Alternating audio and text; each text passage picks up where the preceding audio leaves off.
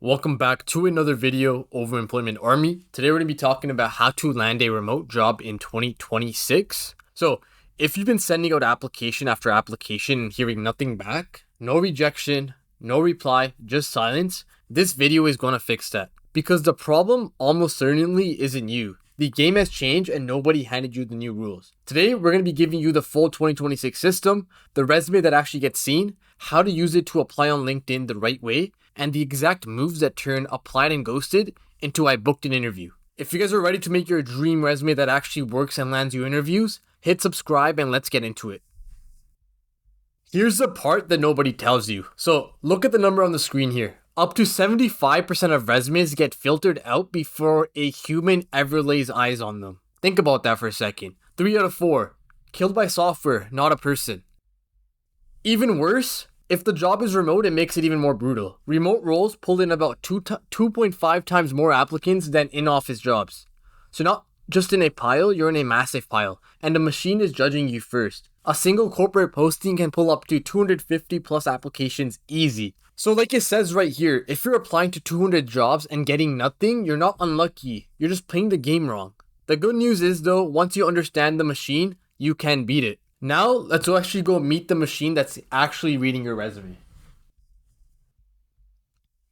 98% of Fortune 500 companies use an ATS. That machine that kills us is called an ATS. What is an ATS? It's an applicant tracking system. Think about Workday, Greenhouse, Lever, and all those work applying applications. Take a look at the adoption as well. 98% of Fortune 500 companies run one. When you hit submit, the software reads your resume first, pulls your titles, your skills, your dates, scores how well you match the job, and ranks everybody. And it's getting stricter. Over 90% of recruiters now use AI tools to score and rank candidates. And 60% of enterprise teams filter by required skills before they even look at your work history. Read that again. Your skills get checked before your experience. So it's true. You're not applying to a person anymore. You're applying to a machine first. Beat the machine, then you get to impress the human. And impressing that human happens faster than you think. If you're not in the top 10% of a pool, you have no chance of landing a job at all. Because no one will even see it. Think about it. If there's 10 people that submitted a resume, and only 3 at the top of the pool, those 3 are going to get the interview, not you guys. So your resume has to be on point. So now say you clear the software. Now a recruiter opens the top of the stack and you get 6 to 7 seconds. That's the entire first impression. You only get 6 to 7 seconds of a recruiter scanning your resume. That's the average time a recruiter spends on the initial visual scan of your resume. So now you've got 2 gates to win. Gate 1, the machine. Does the software understand your resume and rank you near the top on keywords and skills? If it does, now you have to clear gate 2, the human. In those 6 seconds, when a recruiter scans your resume, does that person see an obvious match? You have to win both of these things. Now here's where people lose. They obsess over gate 2, making it look all pretty, maybe adding a profile picture and never clear gating 1 or 2. Or they add stuff in with keyboards for the robot and a human that can't even read it. The resume that I think is perfect, I'll show you guys at the end. This is built to win both at once. Because, like it says here, if a recruiter can't tell what you are in 6 seconds, it's a pass from them. Knowing this mindset will change your whole strategy. Volume is actively hurting your success rate. Most people think more applications equals more chances. It's actually quite the opposite. People who sent 11 to 20 quality applications in a quarter got an interview, only 9% of them. People who sprayed 100 plus, 2.5%. That's 3.5 times worse for way more work. And why is this? Every lazy, untailored application is a generic application, and generic is exactly what the machine filters out. So volume isn't just useless, it's actively dragging your rate down. For context, when you're spraying, it takes roughly 42 applications to get a single interview. Quality is the only way to win a stacked game. We're going to do the opposite of everyone else. You want to have fewer, sharper, and tailored resumes. And the biggest volume trap of all has a name: easy apply. I want you guys to all understand that LinkedIn Easy Apply is a statistical trap. This is where most of the wasted volume goes to. Easy apply feels productive because it's so easy. It's just one click, you apply to 50 jobs. But it's a trap. Easy apply gets about 1 to 2% callback. Applying directly on the company's own site or getting referred, that's 15 to 30%. Same resume, same you, but 10 times the result. That button is training. You feel busy, well, basically getting nowhere. So from now on, find the real application on the company site or doing external apply. Or you get a human to kind of refer you. The button is the trap. Direct is the door. I'll show you exactly how. But before you even apply anywhere, half of these jobs aren't even real. So I want this one to kind of save your sanity. A huge chunk of postings aren't even real. Somewhere between 18 and 27% of 2026 listings may be ghost jobs. No actual hiring intent. 1 in 3 employers admit they post roles they have no current intention to fill. And 93% of HR pros say their own company posts ghost jobs. They're collecting resumes, signaling growth to investors, or just never took the post down in the first place. No wonder 72% of job seekers say this process is hurting their mental health.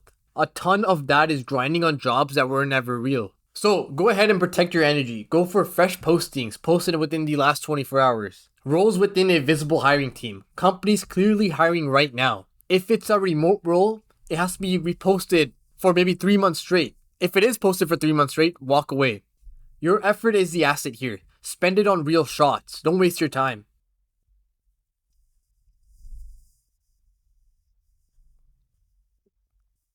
So now let's kind of revisit gate 1 again and see what kind of rules apply to see if a machine can even read you or your resume itself. So rule number 1, you want it to be a single column. You don't want any tables. You don't want any text boxes. No sidebars, no graphics. The ATS reads top to bottom, left to right. The second you drop your skills into a fancy sidebar, the parser scrambles it and a great candidate goes basically invisible. Rule 2, you want standard typography. You want normal fonts like Arial, Times New Roman, and standard headings. Experience, skills, education. Don't try to get all cute and all and call it my journey or add a profile picture. The parser is hunting for these standard labels. And the last rule, rule number 3, you want a text-based PDF. This is so important and people get this wrong all the times. Modern systems read text PDFs as reliably in 2026 and a PDF locks your formatting so it looks identical on every screen. So here's a quick highlight test you can do on your resume just to make sure that it's easily readable by the ATS. So open your PDF and try to drag and select the text. If it selects like a picture, the ATS score is 0. If you can highlight and copy your words, you're good to go. So now let's talk about the XYZ formula for quantifiable impact. Most resumes kind of die here, in the bullet points, because people list duties. Sometimes people say responsible for customer onboarding and process management. That tells a recruiter nothing. Use the XYZ formula. Instead, I accomplish X as measured by Y by doing Z. Watch the same bullet transform. You can say maybe cut onboarding time 35% by redesigning the workflow and automating account setup. One is a job description, the other is a result. You want to show the new employer what you've been doing at your last job. The rule replace duties with results, and every bullet should carry a number, a percent, a dollar figure, time saved, volume. Numbers are what survive that 6-second scan because the recruiter's eye locks straight onto them. Go through every line of your resume and ask one question. Where's the number?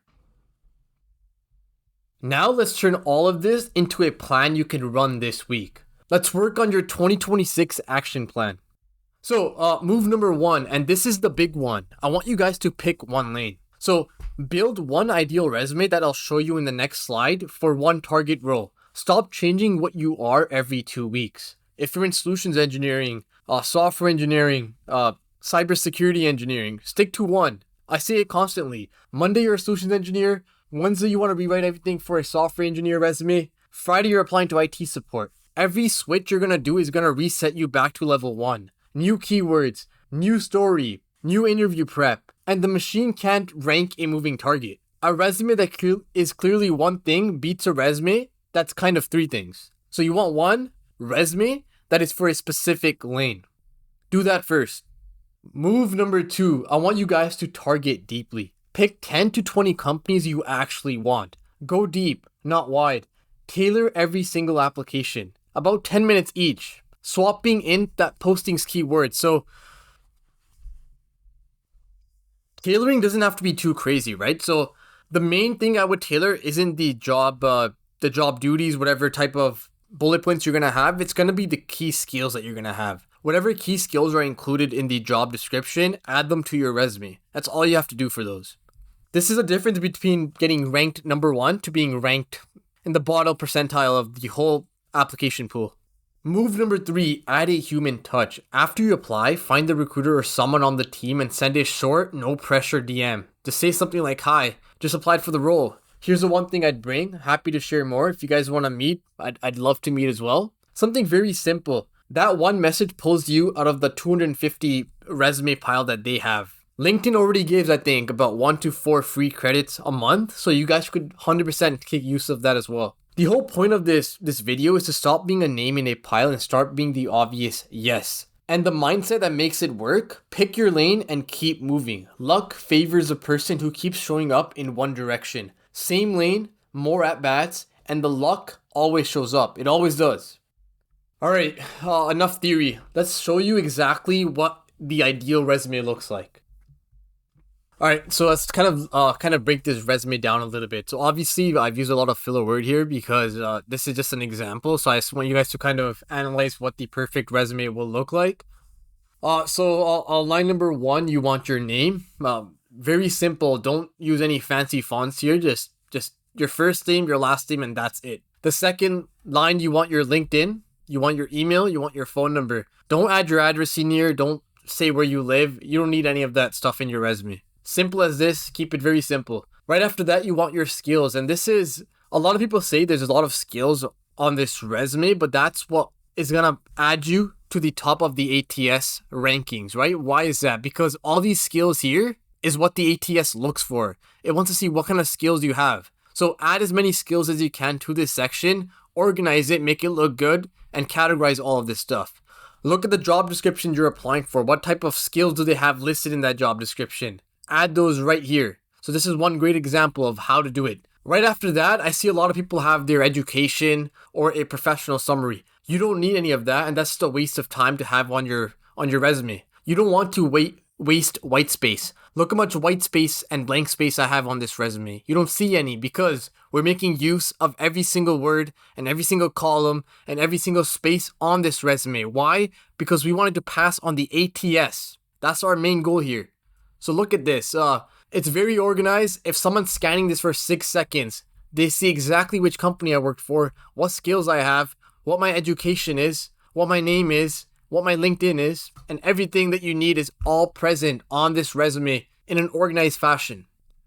When you're writing out your bullet points, go back in the video and go look at the X, Y, Z point that I talked about. That's exactly how you're going to categorize this as well. And you don't want to make your bullet points too short. You want to make them long and healthy to make sure you prove what you've done at the last company. Not what your job description was, but what you actually did. Last but not least, the last sections for your education. Here you can add where you got your degree from, your college degree, any certs you may have. This is where you're going to add it at the bottom.